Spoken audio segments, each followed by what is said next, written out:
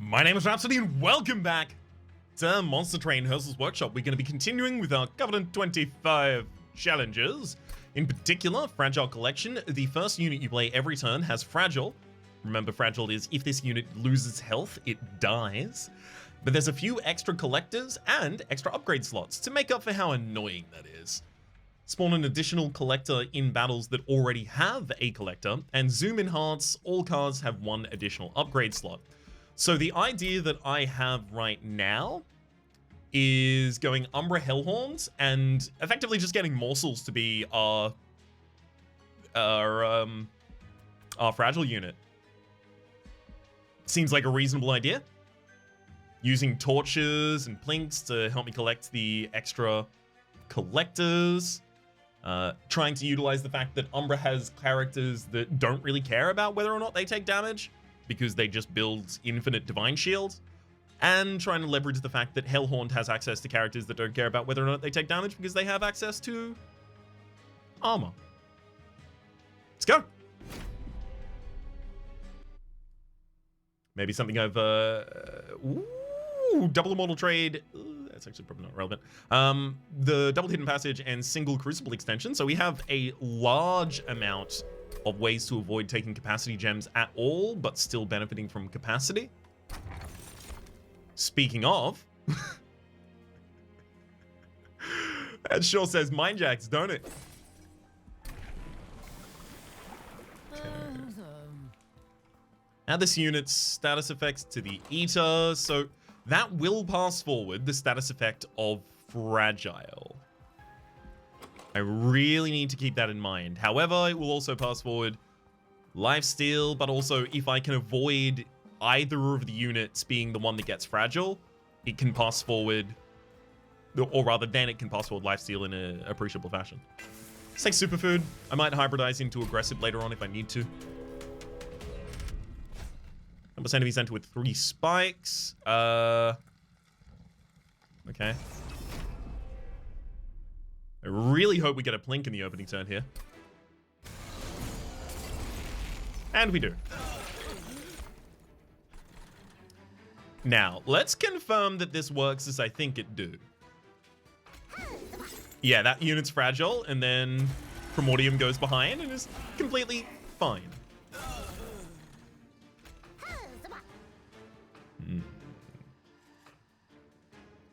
I don't already start putting forward Lifesteal, do I? No, because it also puts forward a significant amount of Ember Drain. I'm gonna need some energy at the absolute least. Get plonked.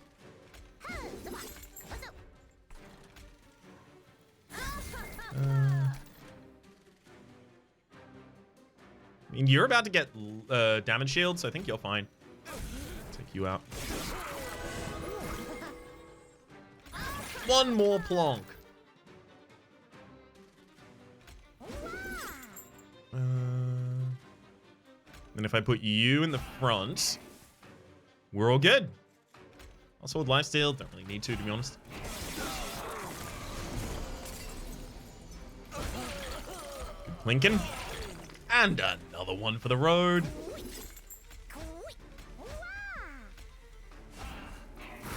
That midline really ought to be enough, but I'm starting to get a little, okay, never mind.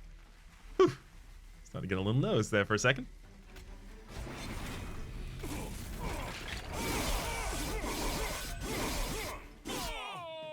Easy. Space Prism.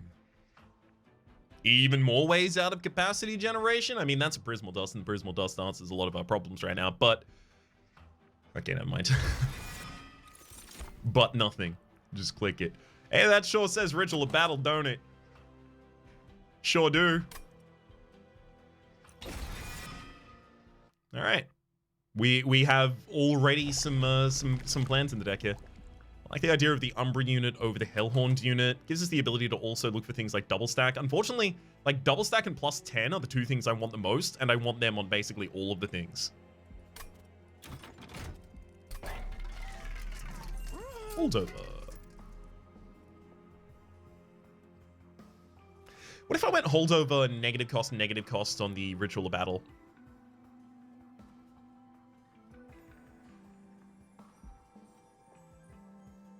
That's something.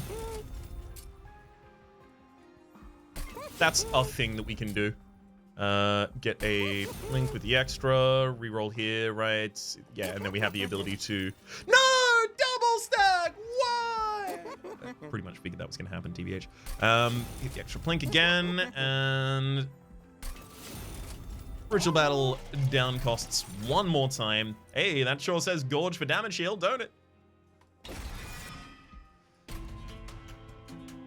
It's going to be harder to not get fragile on all of our units. Almost enemy units gain 4 additional damage. Free unit drafts. It's fine. It's fine. Most of our things are going to be dealing with Divine Shield.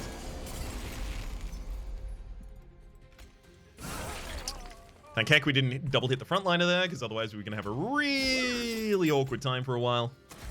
Mordium.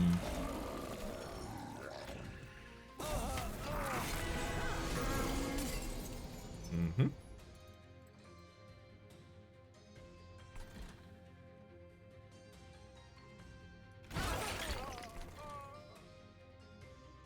Okay, we got our minion.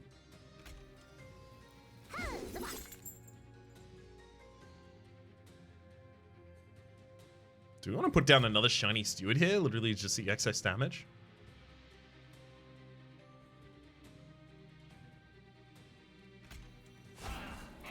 Yep. Don't want to pass forward a mortal trade or anything like that.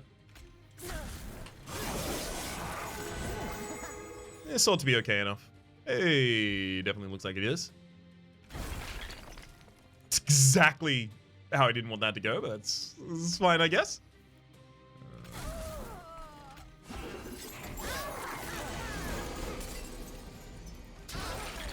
Easy plink. Slightly more difficult plink. And we're covered. Hey, finally got the Ritual of Battle. We have... Okay, we don't have a dupe access soon. Herzal production. Prismal Dust. I think due to the amount of fragility that we have, a second Prismal Dust is totally called for. Fortify and Welder Helper and Hidden Passage significantly less based on the fact that we already have kind of Divine Shields as our pseudo armor, and then the Hidden Passage. We obviously already have 2 Hidden Passages. That's Consumer of Crowns. Can we even play that? I think not, right? That Morsel Master relies on consistent morsel generation, which we actually have like really inconsistent morsel generation. As soon as minions stop, sorry, enemies rather, stop consistently having 1 HP, we stop consistently having access to morsels. So it's really hard for us to take any of these, I think.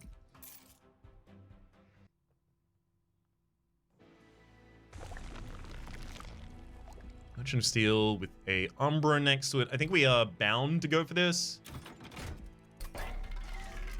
Quick. So Quick saves HP on a Crucible Warden. Rather saves Divine Shield on a Crucible Warden.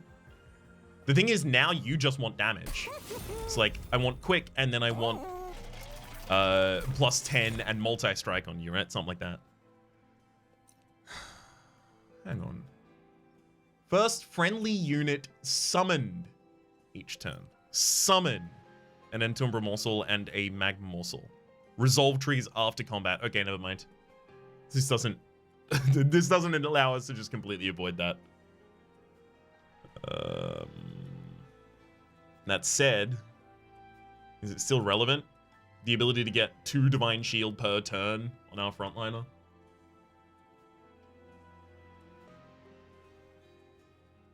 As well as increase their stats in a non-insignificant way. We have a lot of space in that middle line. Yep, that's why we take it. Oh, crumbs. Oh, no. Uh-oh. It can never take damage if we take it. It'll make all of the plinks ridiculous. You don't turn down Dante. You just don't. You don't turn down Dante. You take Dante and then you find ways to make Dante work. That's how Dante do. I think actually we may save the rest of our money because we are going to have to 1 ring, 2 ring, right? So 1 fight, 2 fights. So 3rd area, Merchant Trinkets. That's really unfortunate. 4th area. Okay, we did get the Merchant of Steel. It's on the opposite side from the Hellvent, unfortunately. Do we have any previous dupes? We do have 1 previous dupe. It's on the opposite side to the Herzal's Horde. It's in the next area. After Talus. Friendly incentive with Sapped 1. And we'll have Dazed applied on Strike.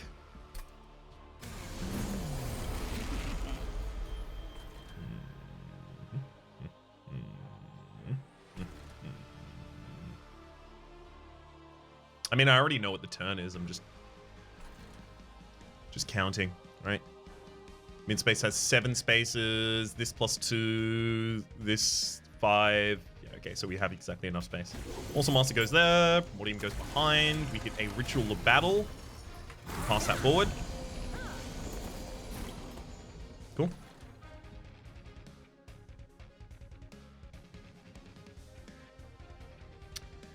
First things first, I plink. Right? Yeah. First things first, we plink for the double removal. And we play a Rebel Morsel on the bottom floor by itself. Get the Crucible Warden set up on this floor finally. More Rage to be passed forward. Sure. You can kill that if you'd like.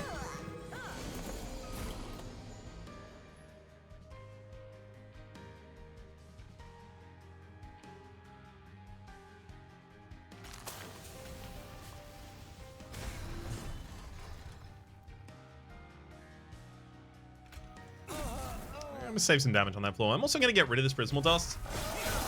I'm not gonna redraw into that with the ability or want to replay it, really.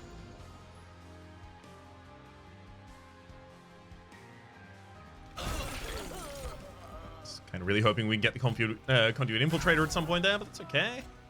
Take some more damage on the back line. Leaving ourselves open to the possibility of just ending that with a torch. Speaking thereof, get him with the torch.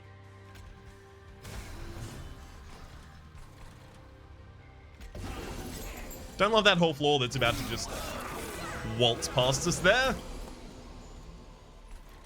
But you know, we actually have one way out of that.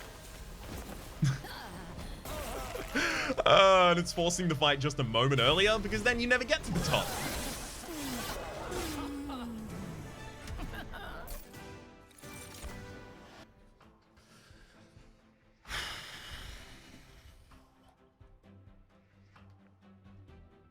There's 2 really good options here. We have no access to sweep yet outside of our own spells, which means One Horn's Tome is better. We're about to get Dante in the deck, which means Last Stand is better. We have Rage support already in the deck, which means either of them are good. The only one that it's not is Reinforce. The fact that this Fragile Multi-Strike goes on Primordium, right? So it gets to pass it forward, or it goes on the Crucible Warden. Means basically I have to be certain that the Crucible Warden is going to have enough Divine Shield to guarantee that it wins the entire run by itself before I can do anything with it. Am I comfortable with that? No. Take the Last Stands. Branded Warrior? That's interesting. Apply Rage 3 to friendly units. So what if that goes in the midline with a Primordium, right? So then we would have to use like Hidden Passage to either ascend the Morsel Maker or the Branded Warrior to actually get that set up.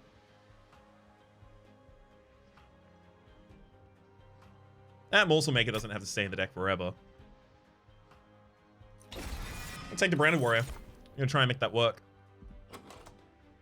So card draw got worse when we got Dante's. Sadly. We're not going Ember Drain, so energy's pretty good right now. Take Fel's Remorse. Move on. So there's the dupe if I wanted to go for the for the Ritual of Battle. That may just be correct. In fact, I think it is. Look at the Hellhorn unit first. Totally fine without either of those. Look at the Champ upgrade. Stalwart Snack. Being alive for more turns gives us the ability to pass forward way more rage.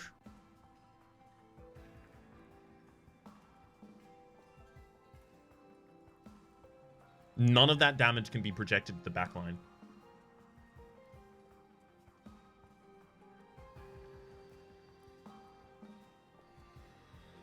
We need to find ways to do it. Dante is part of our ways to do that, but we have to continue trying.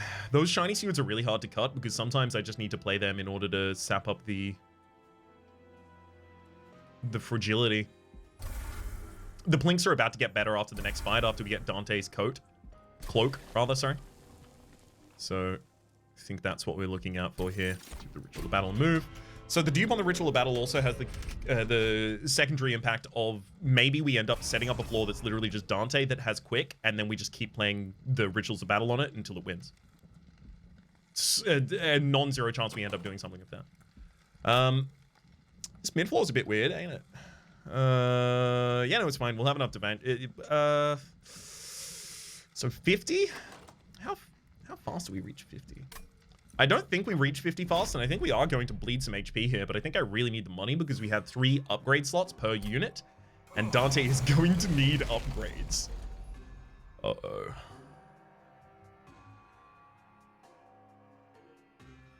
This one's not great, though.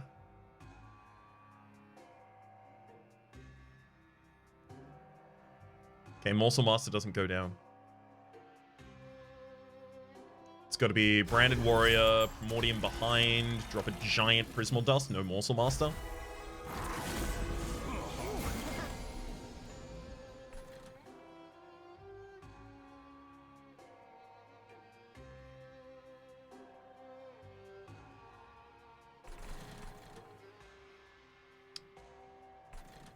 Uh-oh.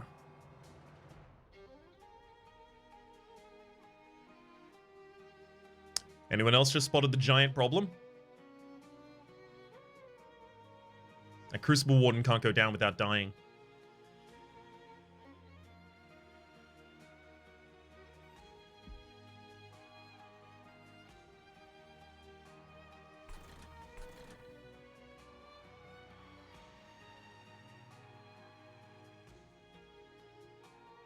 Think we have to worry about the Branded Warrior being our front line for the rest of the fight? 3 range. 29. It's not going to be enough, but that's quick. Okay.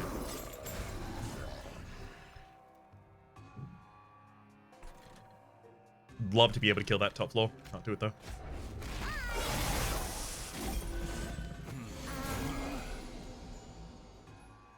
Can get that killed.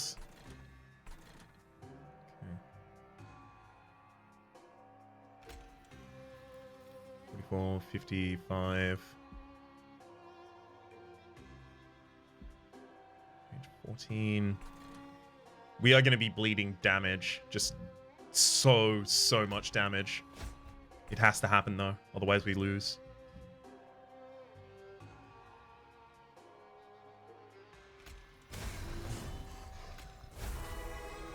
Yikes.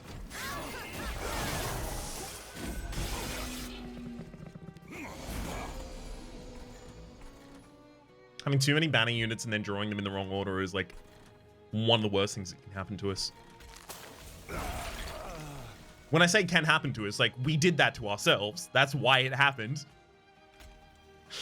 I'm not describing it that way to try and be like specifically exculpatory towards myself. I take full credit for my participation in that system.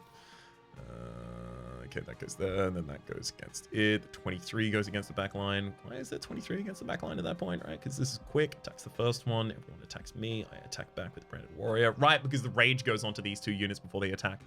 I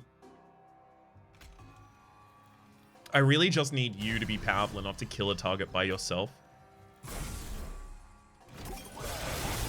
Gosh. Oh, bleeding a lot right now. Really bleeding.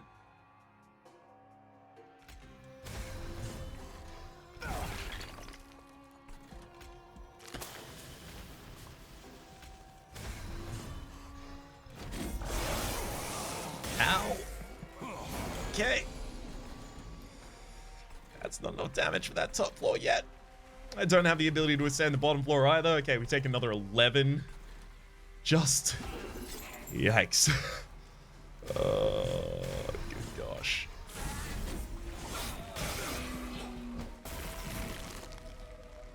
Hey, I told you this was gonna hurt.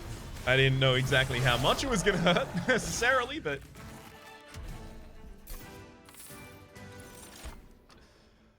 Oof.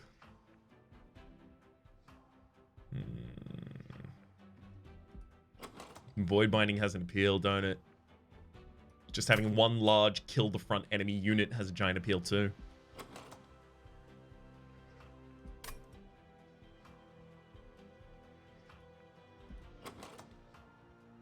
A Primordium that just passes forward buffs to a Dante is a thing that exists and is good. Those Rituals of Battle being uncastable is awful though. I have no excess ways of generating energy outside of it. So that Void Mining effectively does represent the end of our ability to utilize those rage buffs. Well, I mean, it has its own rage buffs. Passing forward damage shield. We can be passing forward damage shield through.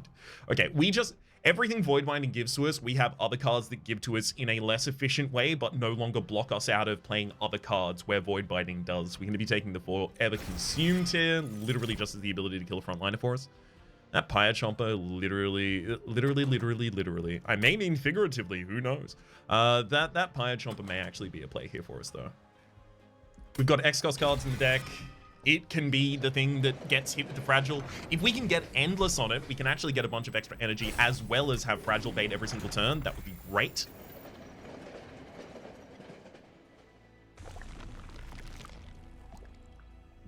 Merchant of Magic, Unstable, and Forgotten Boons over there. The Merchant of Trinkets is really appealing. It's too appealing. Morsel units enter with damage shield 1. Apply damage shield 2 to the first friendly unit summoned each turn.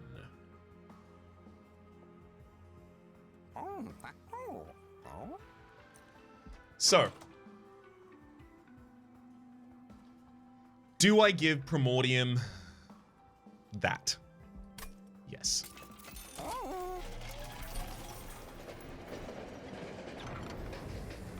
Health. First time you play a Morsel unit each turn, draw 1. More than happy to have that as well. Okay.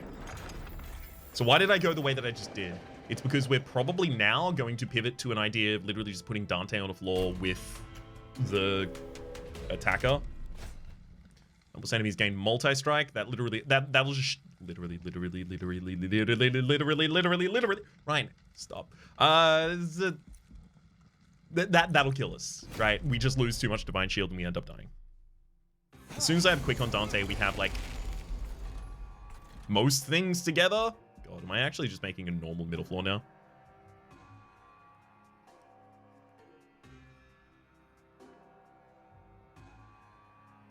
Yep.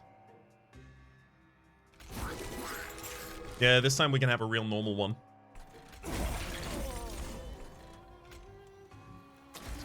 Mordium, drop a Umbra there as well. Oh my good giddy gosh. One hell of a turn right there. Basically as best as we can set up on the first turn.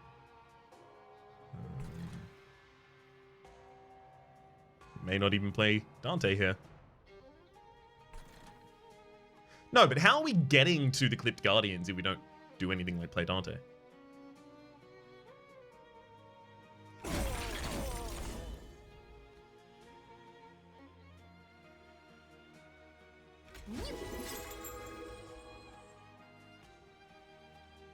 We do play Dante. That's how we do it. Dante just goes as a solo operator on the bottom line for taking out those frontline targets. It doesn't matter how much damage it does to Clipped Guardian, because this is the floor that does the large amounts of damage.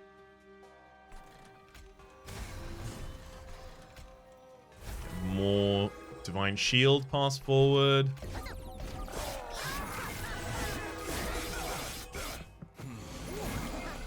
So we're just routinely going to be jumping on that bottom floor. Well, I said routinely, and now we're not going to be jumping anymore because we have nothing to jump. Without the ability to ascend... I overpicked units. I feel like I definitely overpicked units.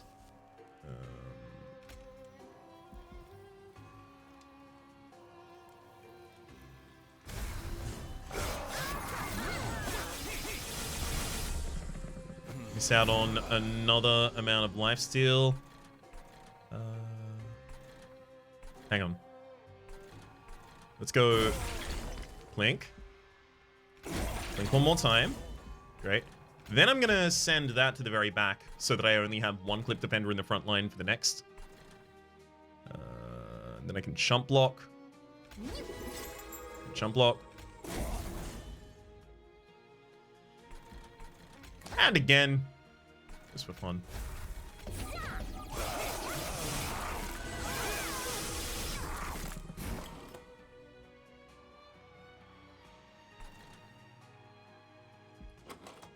Pretty likely I chump block next turn too, so let's see if the bottom floor can just do everything by itself.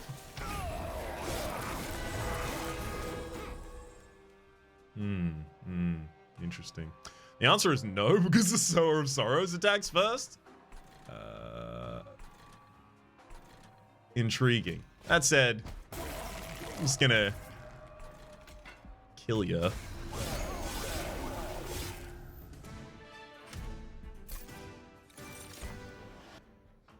Kindle, Prism Retrieval, and Grovel. Prism Retrieval's not bad for trying to fish back a unit that I've already passed over. I'm pretty likely to end up cutting that Branded Warrior now. Maybe even the Morsel Master. Probably not the Pyre Chomper, but I played on a first draw.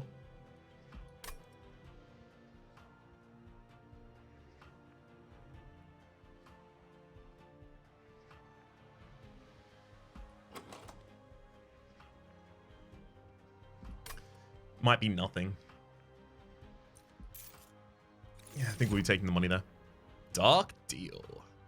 So if that's played against the Divine Shield, we trade a Divine Shield for 7 Rage. Which can be really good. I think it's going to be for us. If we'd gone draw rather than energy, I'd happily take that Rage Serum, but we haven't, so I won't.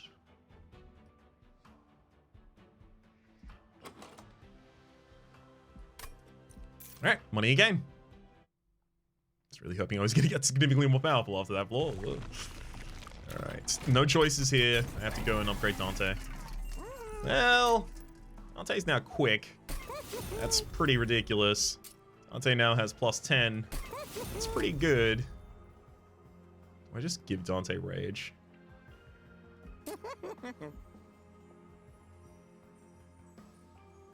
What else would I do? Large Stone? You're gonna get Divine Shields. Okay.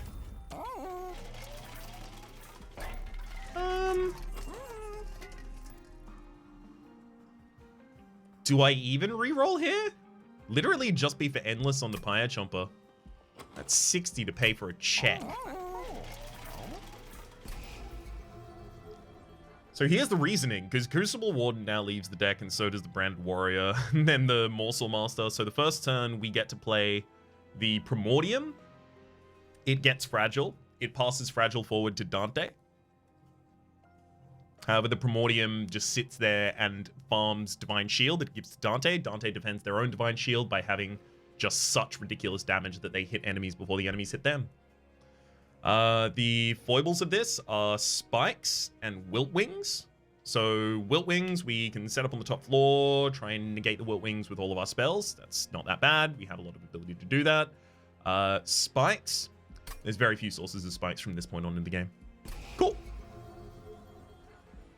Let's definitely get the Branded Warrior and the Morsel Maker rather out of there, right? We know both of those are leaving. Now, I want to set up the build on turn 1. So we'll do it.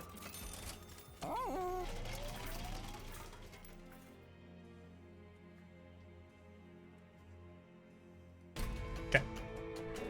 Just give myself a second there to reckon with any weaknesses of what we've just done. I feel like we're okay.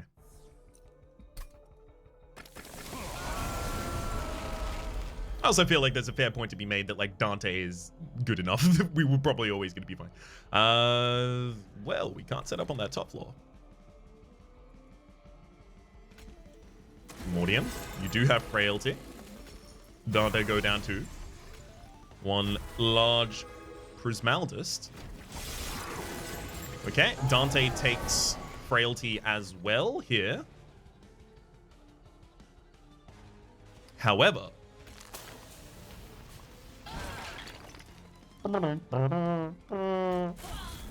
we demonstrate the fact that we never really have to lose Divine Shields.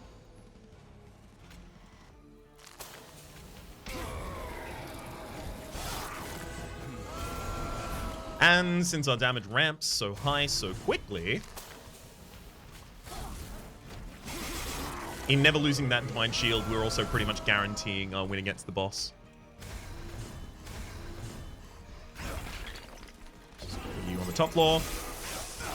Again, if you're wondering why I got rid of banner units before I got rid of something like a Shiny Steward, it's because the banner units have priority draw, the Shiny Stewards don't.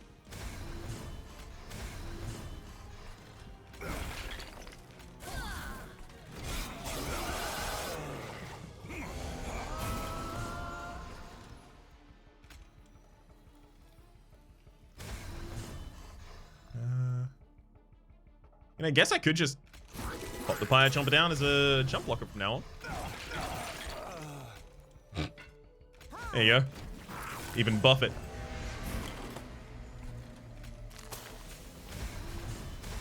Excellent. And then I'm just gonna skip having to wait a whole turn here.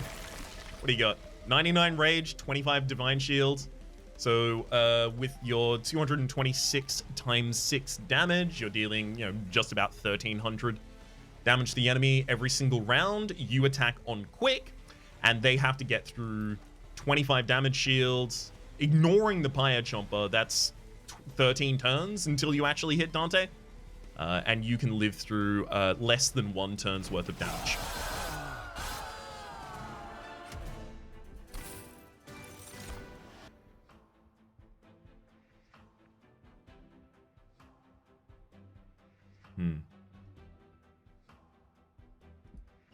Wretch could return Primordium. I'm probably just going to go upgrade your buffet limit, though, which means that by the time this can actually return you, we will have already utilized the entirety of the Primordium. It's also worth noting, when it comes back, the only benefits it comes back with will be the 310 stats it has, right? Because the status effects that it's going to be passing forward are not going to retain through death. It's not going to come back with, well, I mean, it comes back with Divine Shield exclusively as a result of Chain of Gems, but it doesn't come back with Rage, doesn't come back with any of these other things we rely on. Ally of the Ancients could be a thing that we just pass forward and be happy about. It's not bad. It's effectively another way to get like a Prismal Dust-ish activated effect early on. With energy saved, even. Sure, we'll take Ally of the Ancients.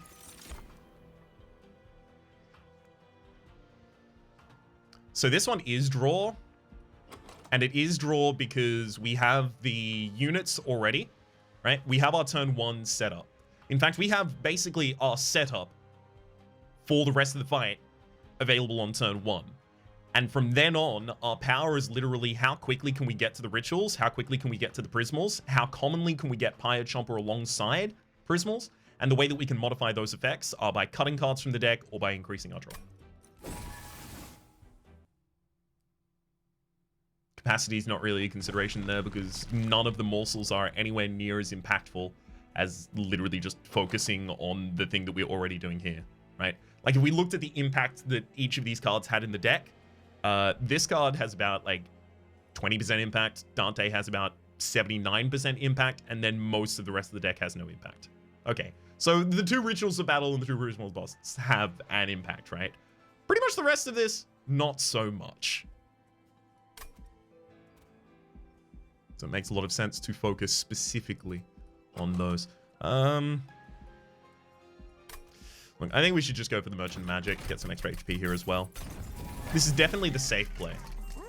Consume removal. As much as I'd like to consume remove the last stand, how often do we really get to play it? As long as we ever play it twice, we win. It's currently in the position where if we ever play it once, we win. What it needs is not consume removal, it needs permafrost.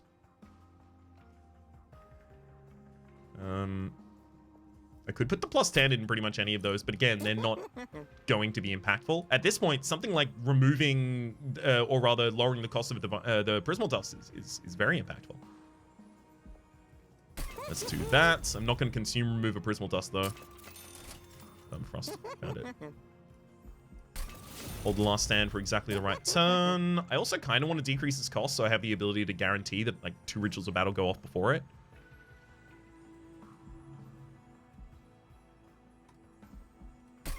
But I think guaranteeing the Prismal Dusts are more impactful is going to be more impactful.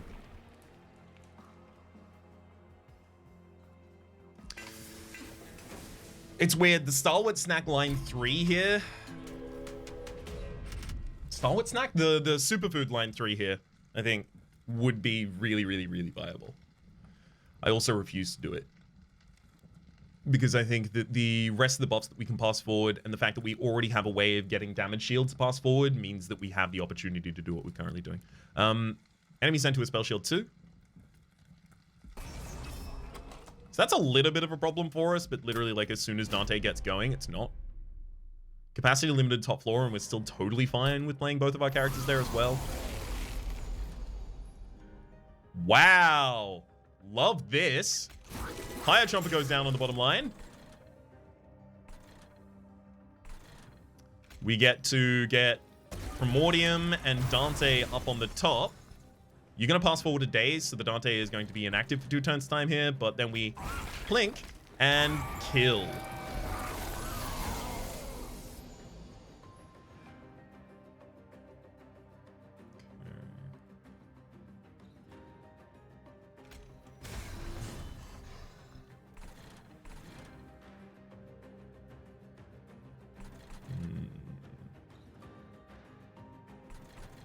Oh, you know what I can do?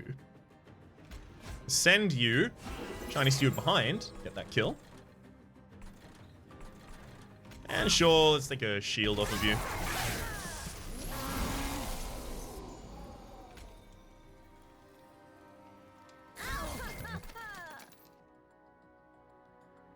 I'm not passing forward lifesteal yet because we...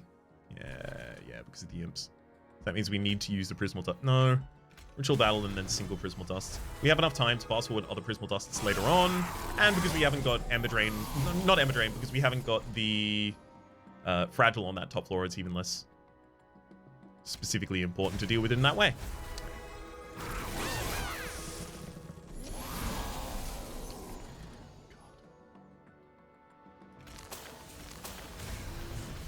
Tell you what, it's getting hard to find the right turn to last stand here. I'm gonna do it.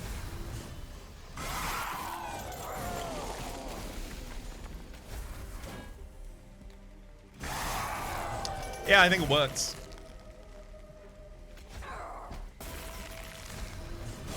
And as we can see here, like, the Primordium didn't even die before the boss came up to the very top, so...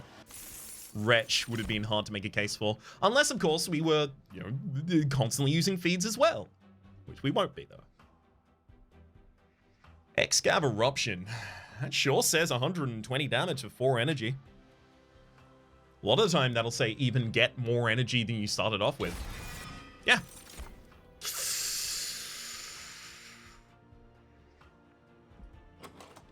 No. It's taking flame.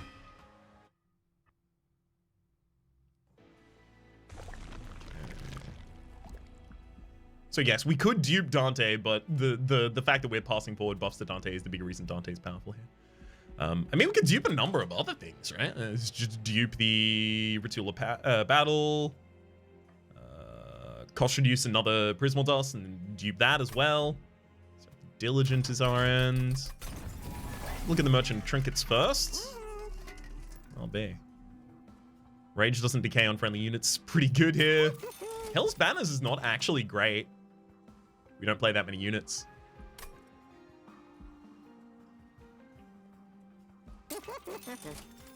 Split Anvil, Unbroken Horn, Jackstrips.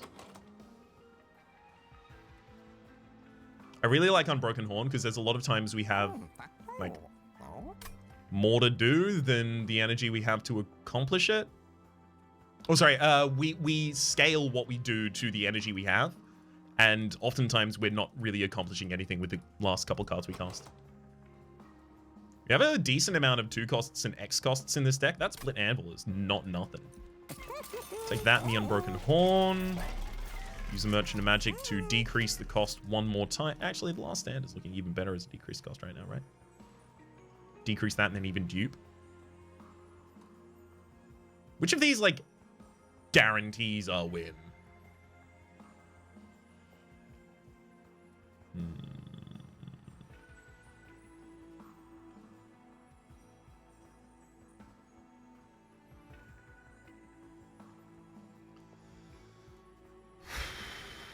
Fragility is what kills us, right? Not being able to play another unit on turn 1 and then ending up losing our damage shield and taking damage. That's very, very unlikely to happen is the thing.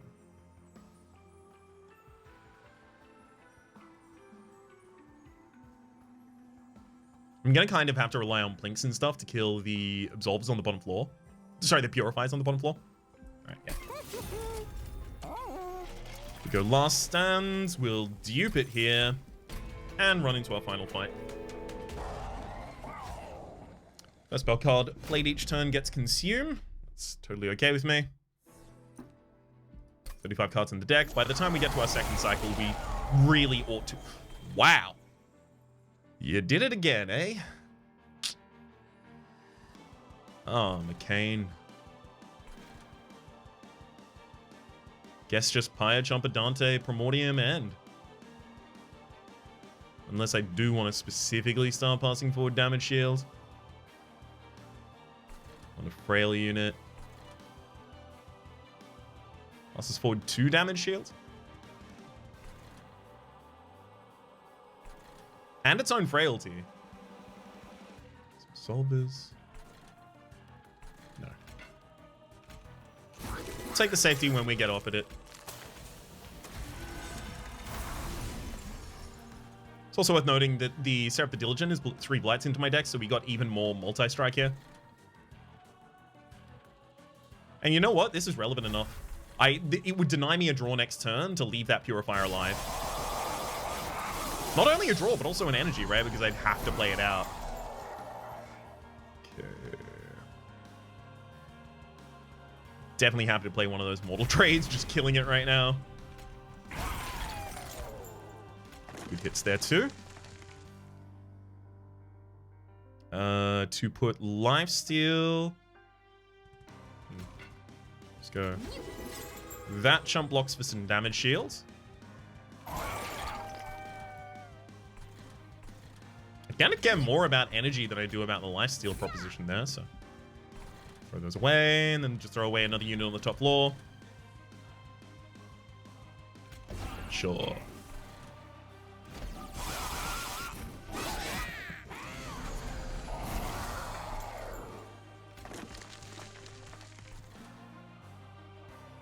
We're finally starting to get rage out, which does feel pretty late. Hold off on doing anything here, though.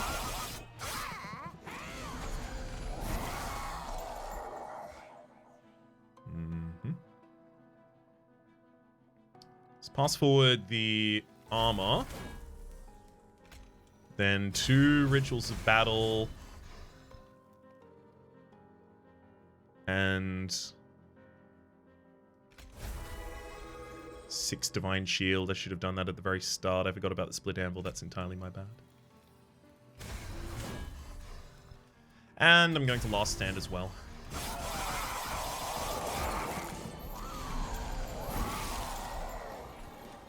Because I'm pretty sure we're now at the point where I'll cast this on the bottom floor. What? Thank heck everything else in the hand was more expensive, because what was that? It missed this, it missed this. Every single one of the 4. I literally just wanted to hit one of them. This would have been fine.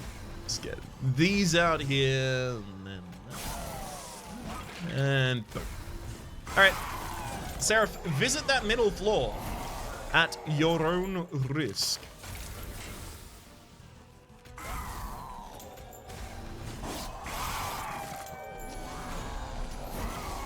What did I just say? Seraph.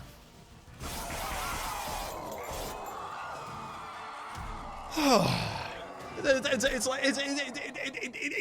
as though you're an algorithm, not even responding to me as though I'm giving you these helpful strategic suggestions on how you may beat me by staying on a different floor.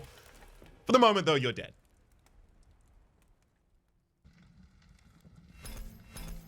Whew. Hey, that unlocked the extra card back. Neat. Card frame, rather. You can enable this card frame in the logbook, but we are nowhere near done with these challenges. I don't just want the amount of challenges it's going to take me in order to get the card back. I need all of them. I have to 100%, and we are getting damned close. Generate a shareable version of this run. For the moment, saying my name has been Rhapsody. The name of the game has been Monster Train. Hopefully you've been enjoying yourselves. There is a playlist in the description down below with all of my content on this game. Past, present, and future. Hopefully you've been enjoying yourselves. And hopefully we'll see you next time.